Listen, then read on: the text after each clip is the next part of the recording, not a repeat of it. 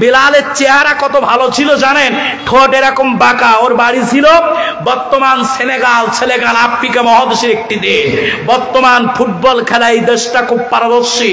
1971 সনের মহান মুক্তিযুদ্ধের পরে বাংলাদেশকে আফ্রিকা মহাদেশ থেকে প্রথম সেনেগাল স্বীকৃতি দেয়। সেনেগালের অধিবাসী, চোখ দুইটা একটা টেরা একটা মোটা, চেহারা কুচ্ছি, কিন্তু আল্লাহ তাআলা এই মানুষটার প্রতি এত সন্তুষ্ট, এই মানুষটা দুনিয়ায় থাকা অবস্থায় আল্লাহ তাআলা জান্নাতে বালাখানা তৈরি করেছে। বিলাল, বলো তো তুমি এমন কি নেক কাজ করো? আমার বাবা জিরা ভাইরা, হযরত বিলাল দুচোখের পানি ছেড়ে দিয়ে বলছি, ইয়া রাসূলুল্লাহ রাহমাতুল লিল আলামিন, তেমন কোন নেক কাজের কথা আমি বলতে পারবো না, তেমন কোন নেক কাজ আমার থলিতে নাই। একটাই নেক কাজ, ইয়া রাসূলুল্লাহ, আল্লাহর ঘর মসজিদকে খেদমত না করলে, মসজিদ ঝাড়ু না দিলে, মসজিদকে ভালো না বাসলে আমি বিলাল স্ত্রী থাকতে পারি না, আমারও ভালো লাগে না। আমার বিশ্বাস এইটুকুর বদৌলতে আমি দুনিয়ায় জীবিত, আল্লাহ পাক আমার জন্য জান্নাতে বালাখানা তৈরি করেছে, বলি সুবহানাল্লাহ। সম্মানিত উপস্থিতি, সুতরাং আমরা যদি বিবেকবান হয়ে থাকি, পরলৌকিক চেতনা যদি আপনার আমার ভিতরে সামান্য পরিমাণ কাজ করে, আল্লাহর ঘর মসজিদ থেকে আমরা কেউ দূরত্ব বজায় রাখতে পারি না। সম্মানিত উপস্থিতি, আমি মৌলভীবাজার সফর করছি, তো দেখলাম পাহাড়ের চূড়ায়, পাহাড়ের উপরে একটা বেশ মাঝারি মধ্যম আকারে একটা মসজিদ, খুব কারুকার্য খচিত, নান্দনিক সাজে সুসজ্জিত। মসজিদের প্রথম গেটে লেখা আছে এক আন্ডার মসজিদ। এখন আন্ডা মানে ডিম। এখন আমার ভিতরে একটা কৌতূহল জাগ্রত হলো যে এই মসজিদটা তো অনেক নাম হয়, বাইতুল হাম, বাইতুল মামুর, বাইতুল নূর, তো এই মসজিদের নাম এটা ঠাইঙ্কু একটা শব্দ, এক আন্ডার মসজিদ, এর মানেটা কি, এটি কেন?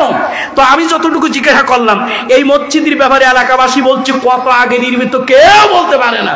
ওই এলাকার লোকও বলছে হুজুর কত আগে এই মসজিদ আমরা কেউ জানি না।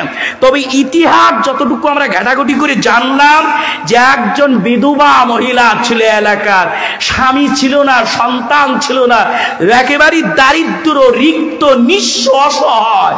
ওই মহিলা একদিন আল্লাহর কাছে বলল, মালিক, এই পৃথিবীতে আমার কাজ, আমার হাত দ্বারা, আমার দ্বারা তোমার কোন মহা কাজ কি তুমি করিয়ে নিবে না?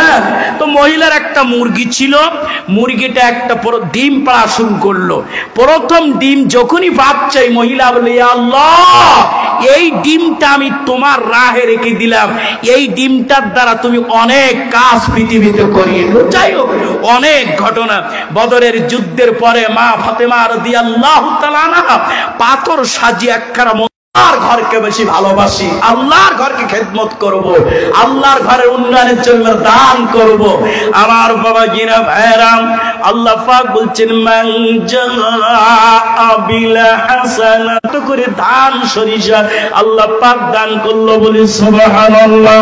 আল্লাহ পাক বলছেন আল্লাহু ইযাইফু লিমান ইয়াশা ওয়াল্লাহু ওয়াসিউন আলিম।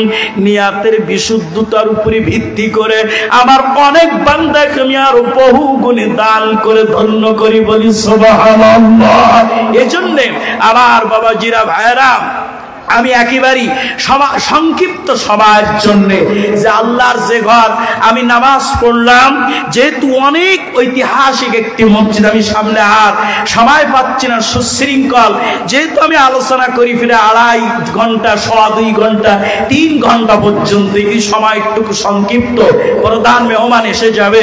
এজন্যে আল্লাহ এবং রসুলের পক্ষ থেকে আপনাদের সবাইকে আহ্বান করছি, আমার সামনে উপবিষ্ট সবাইকে মা বোনেরা কোথায় বসছে আমি জানি না, সব জায়গায় আমি 21শে জানুয়ারি মাহফিল করছি ঢাকার একেবারে শহরে। তো দেখলাম শিখানো যখনই আমি তাদের দান সৎকার কথা বললাম, মা বোনেরা দুহাত প্রসারিত করে যেভাবে দান করলো সব জায়গায়। এবং এই পৃথিবীর প্রথম দানকারিনী মা খাদিজা রাদিয়াল্লাহু তাআলা আনহা, তিনি ইসলামের জন্য প্রথম দান করছিলেন। আল্লাহর নবী মেরাজ থেকে যখন কলেমার দাওয়াত দিলেন, এক বাক্যে কোন রকম হেজিটেশন কিং কর্তব্য বিমূঢ় ছাড়া সাদ্দাকতা ইয়া রাসূলুল্লাহ, নিজের সম্পদ টাকা পয়সা বিত্ত বৈভব সোনা দানা সব কিছু মা খাদিজা ইসলামের জন্য দান করে দিলেন। আল্লাহর নবী বলছেন, এ পৃথিবীর মানুষ শোনো, কিয়ামত পর্যন্ত যত মানুষ দান করবেন, মাইয়াশফা শাফাতান হাসানাতান ইয়াকুল্লাহু নাসিবুম মিনহা, প্রত্যেকের দানের একটা অংশ মা খাদিজার আমলনামায় যুক্ত হবে। সকলে বলি সুবহানাল্লাহ। ছোট্ট দান হতে পারে। বদরের যুদ্ধে সবচেয়ে আবু বকরের দান ছিল, অনেকে বলে না 5 টাকা, আমি দিব কি করে, 10 টাকা 2 টাকা, আমার যতটুকু আত্মীয় সঙ্গতি নিয়াত যদি বিশুদ্ধ হয়। তো বদরের যুদ্ধে আবু বকরের দানটা সবচেয়ে কম ছিল। আল্লাহর নবী বলছে যে আজকের আবু বকরের দানে আল্লাহ পাক সবচেয়ে বেশি সন্তুষ্ট হয়েছে। দুনিয়ার জীবনের বিপদ আপদ চিন্তা ওনা পেরেশানি বালা মুসিবত থেকে আল্লাহ তুমি সকলকে ইবাদত করো। ইবলিস শয়তান, জিন শয়তান, মানব শয়তান, নফস শয়তানের কুমন্ত্রণা ওয়াসওয়াসা প্রতারণা প্রবঞ্চনা ধোঁকা ষড়যন্ত্রের দিকে আল্লাহ সকলেরই ঈমান ইজ্জত সম্মান সহায় সম্পত্তি আহাল বর্গ আওলাদ বর্গ সব তুমি হেফাজত করো মাওলা। সোনার মক্কা মদিনা না দেখে আল্লাহ তোমার বান্দাদেরকে তুমি দুনিয়া থেকে বিদায় করো না। আমি সবাই আসেন কেউ মারুম থাকবেন না। আল্লাহর নবী বলছেন, যখন কোন পিতা তো দুনিয়া থেকে চলে যায়, একজন এতিম সন্তানের উপরে 6টা তখন হক রয়ে যায়।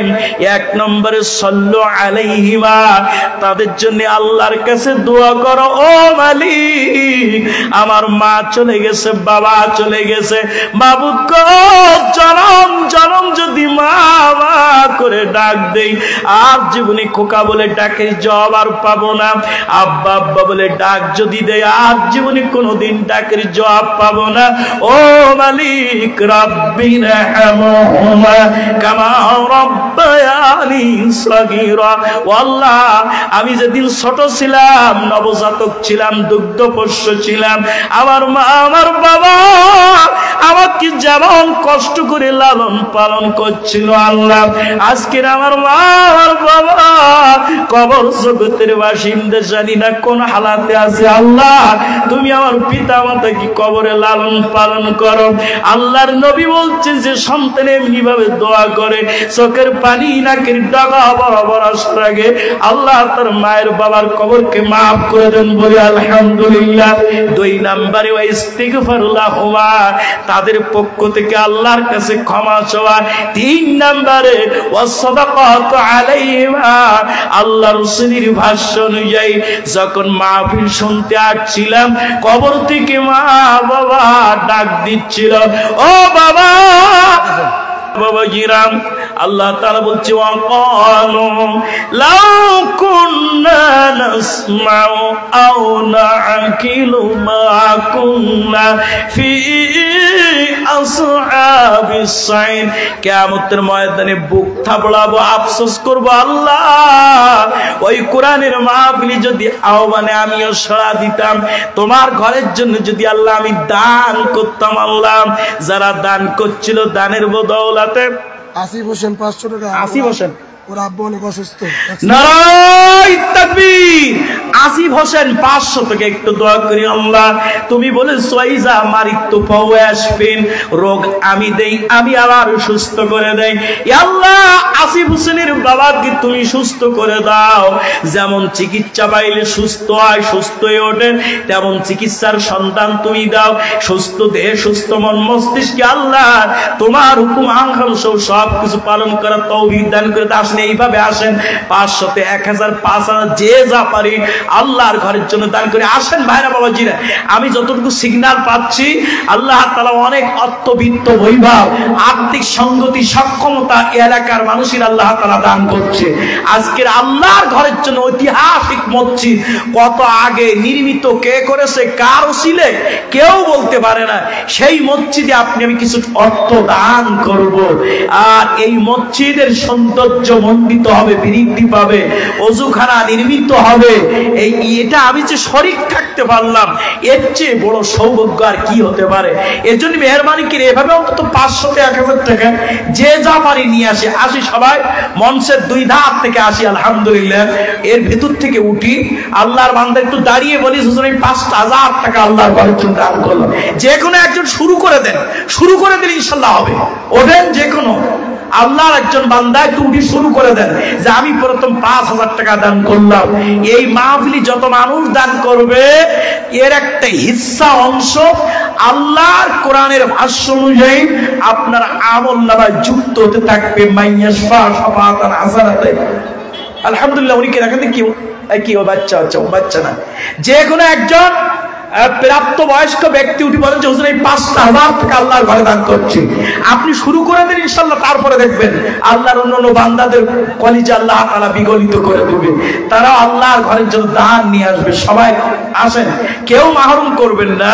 মা ও বোনেরা আপনাদের ওইখানে প্যাকেট নিয়ে যাচ্ছে আল্লাহর প্রধান মেহমান চলে আসছে কিনা, তো আপনারা দয়া করে দুহাত প্রসারিত করে আল্লাহর ঘরের জন্য দান করবেন। সবার কাছে দাবি করছি।